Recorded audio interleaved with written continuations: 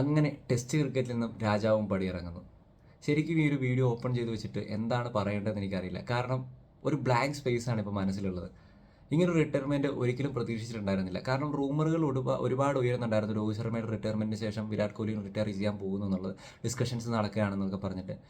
പക്ഷേ ഞാൻ അപ്പോഴും എക്സ്പെക്ട് ചെയ്തില്ല വരാൻ പോകുന്ന ടെസ്റ്റ് സീരീസൊക്കെ കളിച്ചിട്ടേ ഒരു റിട്ടയർമെൻറ്റിലേക്ക് പോകും, അല്ലെങ്കിൽ അത് കുറേ സംസാരിച്ചതൊക്കെ വേണ്ടാന്ന് വെക്കുമെന്നാണ് വിചാരിച്ചിരുന്നത്. കാരണം 36 വയസ്സിലുള്ള റിട്ടയർമെൻറ്റ്, അതും ടെസ്റ്റ് ക്രിക്കറ്റിൽ ഒരുപാട് വർഷം ഫ്രണ്ടിലേക്ക് കിടപ്പുണ്ട്. ടെസ്റ്റിൽ 36 എന്ന് പറയുന്ന ഒരു വലിയ ഏജ് അല്ല.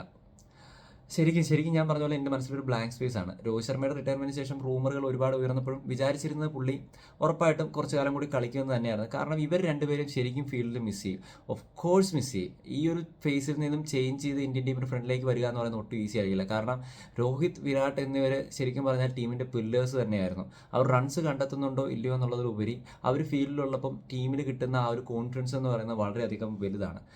വിരാട്ടിൻ്റെ കരിയറിലേക്ക് നോക്കുകയാണെങ്കിൽ 10,000 റണ്ണിലേക്ക് അടുക്കുകയായിരുന്നു കരിയർ. 9,230 എന്നൊരു ടോട്ടൽ റൺസാണ് ടെസ്റ്റിൽ താരം സ്കോർ ചെയ്തിട്ടുള്ളത്. 210 ഇന്നിങ്സുകളിൽ നിന്നാണ് 223 മാച്ചുകളിൽ നിന്ന് 210 ഇന്നിങ്സിൽ നിന്നാണ് ഇത്രയും റൺസ് പറഞ്ഞിട്ടുണ്ടായിരുന്നത്. 31 ഫിഫ്റ്റികളും 30 സെഞ്ചുറികളും 46.58 ആവറേജ് മെയിൻറ്റെയിൻ ചെയ്തിട്ടുള്ള test career. And it comes to an end. ഞാൻ ഓൾറെഡി പറഞ്ഞ പോലെ 36 വയസ്സെന്ന് പറയുന്ന ടെസ്റ്റിൽ ഒരു വലിയ ഏജേ അല്ല.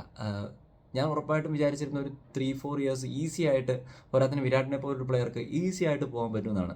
പക്ഷേ സ്വരം നന്നാകുമ്പോൾ പാട്ട് നിർത്തുക എന്നൊരു പല്ലവി നമ്മൾ കേട്ടുകൊണ്ടിരിക്കുന്നതാണ്. അപ്പം അതുതന്നെയാണ് ഇവരും ഉപയോഗിച്ചതെന്ന് തോന്നുന്നു. കാരണം രണ്ടുപേരും റിട്ടയർ. ഞാൻ പറഞ്ഞ പോലെ എനിക്ക് വാക്കുകൾ കിട്ടുന്നില്ല.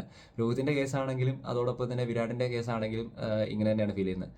ഇനിയിപ്പോൾ അടുത്ത ക്വസ്റ്റ്യനുകൾ വരിക ഇവർക്ക് പകരം ആരാകുന്നതാണ്. ശരിക്കും ഇവർക്ക് പകരം വെക്കാൻ ആരെക്കൊണ്ടും ആവില്ല. അതാണ് ആദ്യം തന്നെ പറയാനുള്ളത്. എന്തായാലും കാത്തിരുന്ന് തന്നെ കാണാം ഇന്ത്യൻ ടീമിൻ്റെ അടുത്ത, അല്ലെങ്കിൽ BCCIയുടെ അടുത്ത ഡിസിഷൻസ് എന്താവുമെന്ന്. സോ ഇറ്റ്സ് മീ യൂല signing out. Bye bye guys.